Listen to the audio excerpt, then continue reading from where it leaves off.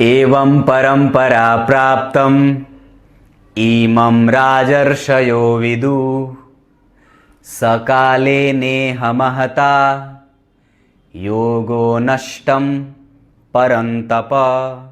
प्रिय दर्शकों नमस्कार, एक बार फिर से उपस्थित हूं आप सबके सामने गुरुवार के कार्यक्रम में शनि से संबंधित एक अद्भुत और अनोखी बात लेकर के, जिसमें मैं आपको उनके बारे में एक अच्छी खबर लेकर के आया हूं जो आपको शायद सुकून दे सकती है। शुरू करते हैं आज का कार्यक्रम, देखते हैं। पर एक बात जानने से पहले और बताने से पहले और शुरू करने से पहले बता दूं, याद रखिएगा ये बात हमेशा ही बहुत पक्की बात है, जरा निकट से समझना ध्यान से। विवाह की बात जहां भी चल रही हो वहां पे आपका प्रयास हमेशा ही मिलाने का होना चाहिए, उन्हें दूर ले जाने का बिल्कुल भी ना करना, पक्की बात है। इससे हमारे पुण्य कर्मों में वृद्धि जहां होती है, वहीं पे हमें अगर हम हमारे किसी भी तर्क से अगर वो वैवाहिक संबंध टूटने लगते हैं, उसे हमें पाप फल की प्राप्ति होती है। ये हजारों किए गए यज्ञों के बराबर का आशीर्वाद देने की क्षमता रखते हैं। आपके ही निकट में कई लोग ऐसे होंगे जो विवाह में, अब विवाह जब आप करने चलते हो तो उसमें कई प्रकार के आक्षेप और कई प्रकार के उसमें सुइयां चुभोने का काम करते हैं।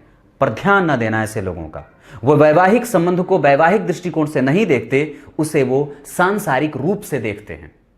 उसे वो परमात्मा का आशीर्वाद ना समझ करके उसे वो अपने आशीर्वाद से पुष्ट करना चाहते हैं, और जब उन्हें लगता है कि मेरे आशीर्वाद के बिना यह विवाह नहीं होगा तो उसे वो तोड़ना चाहते हैं। विचार कर लेना, सर्वाधिक महत्ता वैवाहिक संबंधों में विचार, स्वभाव, आचरण, संस्कार, संस्कृति और उसके बुद्धिमान होने का होता है। आगे बढ़ते हैं, कार्यक्रम को शुरू करते हैं। कार्यक्रम के आरंभ में बोले गए श्लोक का अर्थ बता देता हूं।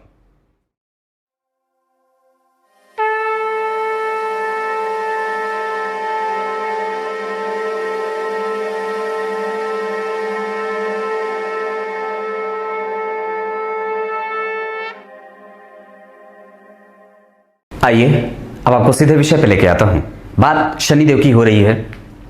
किसी भी लग्न की कुंडली में, चाहे वो तुला लग्न की हो, चाहे वो सिंह लग्न की हो, चाहे वो कर्क लग्न की हो, ध्यान से समझिएगा।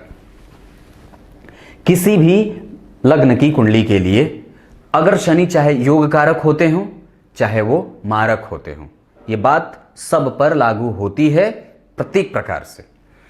अगर वो फल हमें कब अच्छा देंगे, इस सवाल का उत्तर हमें इस बात से ही खाली नहीं लगा लेना चाहिए कि वो कुंडली में योग कारक हैं कि मारक हैं। ऐसा नहीं है। उसको समझने के लिए कई सारे सूत्र दिए गए हैं भारतीय ज्योतिष संस्थान और भारतीय ज्योतिष विज्ञान के तहत। उसको कई प्रमाणों में, कई पैमानों पे तौला जाता है। अगर आपकी कुंडली में, एक लाइन की बात है पर बड़ी सुकून वाली है, अगर आपकी कुंडली में शनिदेव जिस नक्षत्र में बैठे हैं, ध्यान से, आपकी कुंडली में शनिदेव जिस नक्षत्र में बैठे हैं उस नक्षत्र का अधिपति, जैसे मैंने यहां पूर्वा भाद्रपद में बिठाया है, गुरु का नक्षत्र होता है। अगर आपकी कुंडली में शनि अगर किस भी नक्षत्र में बैठे हों, अगर उस नक्षत्र का अधिपति किसी अच्छे भाव का अधिपति हो, ये अच्छे नहीं है पर ये गौण राशि है, इस वजह से यहां पे मूल त्रिकोण राशि का फल गुरु ज्यादा करेंगे। तो अगर देव गुरु बृहस्पति या जिस भी नक्षत्र में शनि देव बैठे हैं उस नक्षत्र का अधिपति अगर किसी भी अच्छे भाव का अधिपति होकर के किसी अच्छे भाव में बैठा हो तो शनि की दशा बुरी नहीं जाती है। और अगर आप उस दशा में अपने आप को बुरा फल प्राप्त करते हुए देख रहे हो, इसका मतलब है कि शनि देव आप पे बाज की दृष्टि रखे हुए हैं और वो ये कह रहे हैं कि आपने अपने कर्म के साथ न्याय नहीं किया है। क्योंकि वास्तव में ये बाज की दृष्टि रखने का मतलब यह है कि वो आपके प्रत्येक गतिविधि को बहुत ही सूक्ष्म तरीके से देखते हैं और बहुत निकट आकर के देखते हैं कि जातक का मन पढ़ाई से अगर 1 घंटा भी बदला तो उसके परिणामों में शून्यता लाने पे वो हावी हो जाते हैं। इस वजह से कि अगर आपकी कुंडली में अगर देवगुरु बृहस्पति के ही नक्षत्र में बैठे हों या बुध के ही नक्षत्र में बैठे हों, उस नक्षत्र का अधिपति अगर अच्छे भाव का अधिपति बन के किसी बुरे भाव में बैठ गया तो ये शनिदेव विपरीत परिणाम देने वाले बन सकते हैं। पर फिर भी वो अपना प्रयास जारी रखे जातक तो उससे उस दशा में वो अच्छे परिणाम प्राप्त कर सकता है।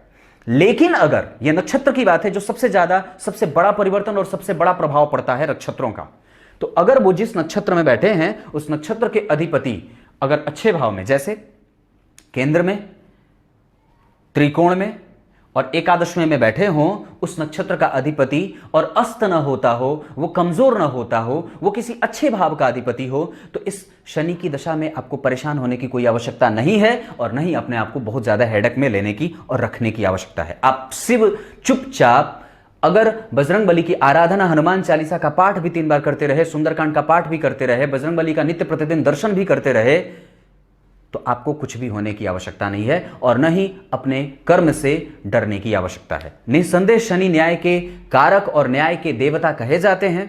इस वजह से ही जातक, चूंकि ग्रह अपना बेसिक बिहेवियर कभी छोड़ता नहीं है और अपना नेचुरल बिहेवियर कभी वो हट करके परिणाम नहीं देता है, परंतु अगर वो किसी अच्छे भाव में बैठा हो या किसी अच्छे भाव के अधिपति के नक्षत्र में बैठा हो या किसी ऐसे नक्षत्र में बैठा हो जो किसी अच्छे भाव में बैठा हो, तो इससे डरने वाले प्रभाव में उन्हें कमजोरी में देखा जाता है। मतलब उससे डरने की कोई आवश्यकता नहीं होनी चाहिए। यह बात पक्के तौर पे आपको समझ लेना चाहिए। ये छोटी सी बात थी पर बड़ी अजीब भी थी। इसको और मैं अगर फैला करके कहूं तो सीधी तरीके से इतनी बात कह सकता हूं कि ये शनि भी अपना परिणाम अच्छे देंगे। मतलब वो जहां के अधिपति हैं, जैसे वो सप्तम के हैं, तो दाम्पत्य में आपकी पत्नी का स्वास्थ्य अच्छा रहेगा, आपको आपके आय में वो किसी भी तरीके से बेरोजगारी के मौके पे ले जाकर के खड़ा नहीं करेंगे। आय अच्छी रहेगी, संतुलन में रहेंगे आप, दिमाग स्थिर रहेगा और मन प्रसन्न रहता है। व्यक्ति उस समय भोग की तरफ से आकृष्ट न होकर के वैराग्य की तरफ जाता है और ईश्वर की परम स्थिति को प्राप्त करने का प्रयास करता है। शनि की दशा जब भी आती है, शनि की दशा को धर्म का काल कहा जाता है। इस वजह से आपको इस बात का प्रयास कर लेना चाहिए कि जब भी आपकी कुंडली में या आपके ऊपर से शनि की ढैया, साढ़े साती, महादशा, अंतरदशा चल रही हो, तो निस्संदेह उस काल में धर्म कर लो। अब धर्म करने का मतलब मैं यहां पर परिभाषित नहीं करूं तो ज्यादा अच्छी बात होगी। अब आइए आपको कार्यक्रम के आरंभ में बोले गए श्लोक का अर्थ बता देता हूं। गीता जी के 4थे अध्याय के 2 श्लोक तक हमारी यात्रा आ चुकी है। मैंने कल आपसे बात करी थी कि किस तरीके से इस धरा पे कर्म योग का प्रादुर्भाव हुआ और कहां से वो हमारे निकट आया। पर भगवान ने यहां पे बात कही है, क्या कही है? इस तरीके से परंपराओं के द्वारा हमारे पास कर्म योग का आना होता है। मतलब वो कई प्रकार के, जैसे भागवत कथा, कई ऋषियों के द्वारा आप सुने और सुनाए जाते हो या कई ऋषियों के द्वारा वो प्राप्त फल है। ठीक उसी तरीके से कर्म और कर्म योग की स्थिति कई प्रकार के हमारे जो जितने भी पूर्वज हैं उनसे होती हुई उनके कर्म योग की गंगा हमारे तक आती है। पर इस कली काल में उस कर्म योग को प्रायः लुप्त देखा जाता है, क्योंकि आप काम करते हो और फिर नाम जपना शुरू करते हो, तो ये कर्म योग के सिद्धांत के अंतर्गत नहीं आता है। कर्म में योगियों की स्थिति को जो प्राप्त कर लेता है वही वास्तव में कर्म योगी है। बस इतनी सी बात है। कुछ इसी तरीके से आज के कार्यक्रम का समापन करते हैं। तब तक के लिए इजाजत दीजिए। कल एक बार फिर से उपस्थित होंगे आप सबके सामने कुंडली विश्लेषण के साथ। तब तक के लिए बहुत बहुत नमस्कार।